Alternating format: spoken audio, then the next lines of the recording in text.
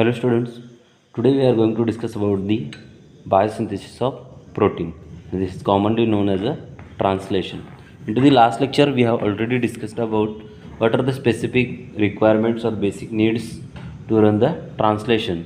So basically the specific translation is a process. They will be classified into the three steps, that is the initiation, elongation and termination. The initiation, it is a beginning of protein synthesis; elongation, enlargement of polypeptide chain; and termination, it is the end or to stop the synthesis of protein. So the specific process of translation is classified into these three basic steps. So let's start from the initiation. For the initiation, they are the specific requirements of the specific initiation factors. That is initiation factor 1, initiation factor 2, initiation factor 3. Initiation factor 1, they will be responsible to they have into the last lecture we have to discuss about the which factor is responsible for the which or the specific factor is responsible for the which steps of the translation. Also in case of the elongation, there are the EFTU, EFTS and EFG. And into the termination process, that is RF1, that is a release factor 1 and release factor 2, these are comes under the class 1. And also the RF3, that is a third one class that is the third one type, third one factor, that is a release factor 3, it is comes under the class 2. So these are the basic needs or requirements of the protein synthesis. So into the protein synthesis or into the initiation process, let us see the detailed process of initiation of protein synthesis. Initiation, it is a beginning of protein synthesis. Into that, the basic needs are the ribosomal rRNA, tRNA and mRNA, and also the initiation factors. So the specific ribosomes have the two subunits. Ribosomes are rRNA. These are the two subunits. They are basically, in case of the prokaryote, these are the 70S. This 70S is further divisible into the 50S and 30S. 50S, it is a larger subunit, 30S it is a small subunit. So the specific 30 the firstly binded subunit to the mRNA, that is a 30S, and after that there it is a binding of 50S. So the 30S subunits that consists the specific three different sites, they will be responsible for the binding of the three sites. They have the different functions.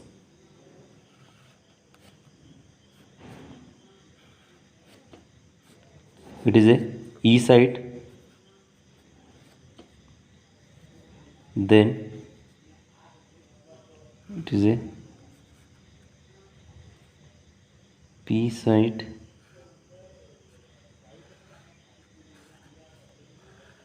and here it is a site.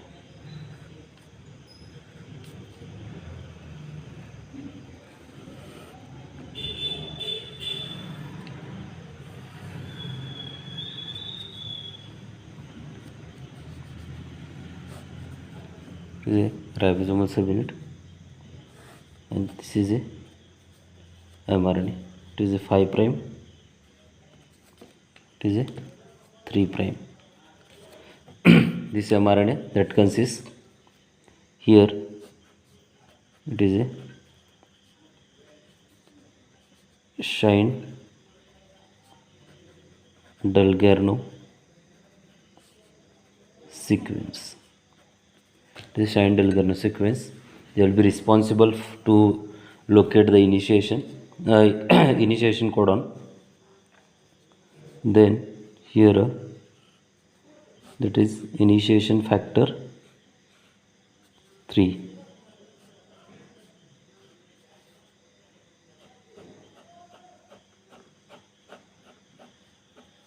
It is IF3. Then it is a specific AUG codon, or it is a initiation codon. Always it is a AUG. Here it is a specific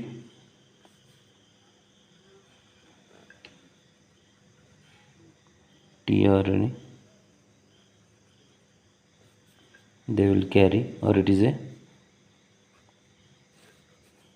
always it is a APMET formyl methionine tRNA.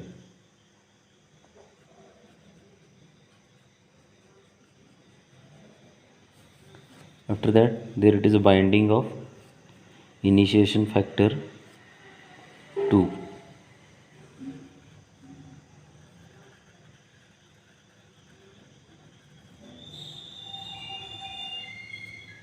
Initiation factor 2, and then here it is a initiation factor 1.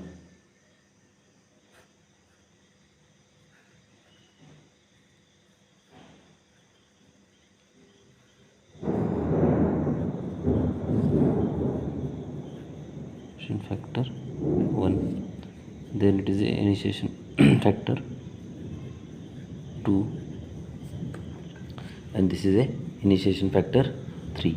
It is a exit site or E, it is a P site, it is a E site, P site, and A site. Also IF2, that consists the GTP. It is this IF2 have the highest affinity. IF2 GTP has a high affinity, highest affinity to APMET. In this specific, the initiation, it is a initiation complex, or it is also known as a 30th initiation complex.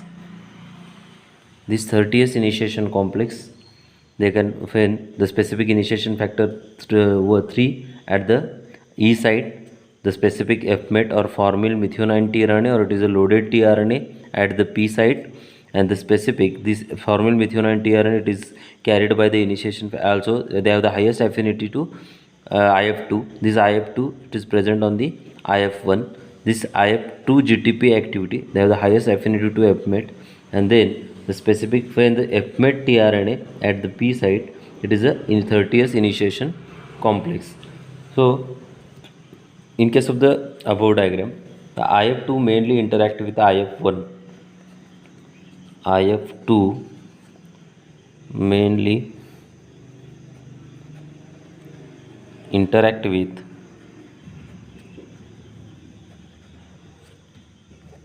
IF1, but it also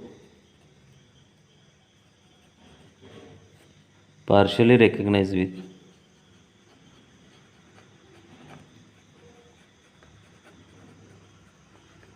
partially recognized with 30th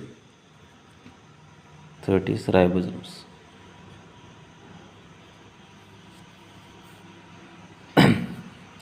Also when the specific types of the specific change in conformation of when the change in conformation of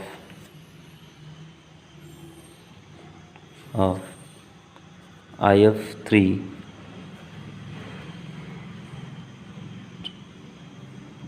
the IF3 they will be released from this, and after the binding of when the change in conformation of IF3, the release of APMET tRNA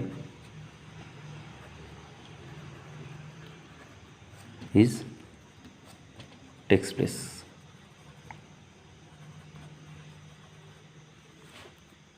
And then the binding of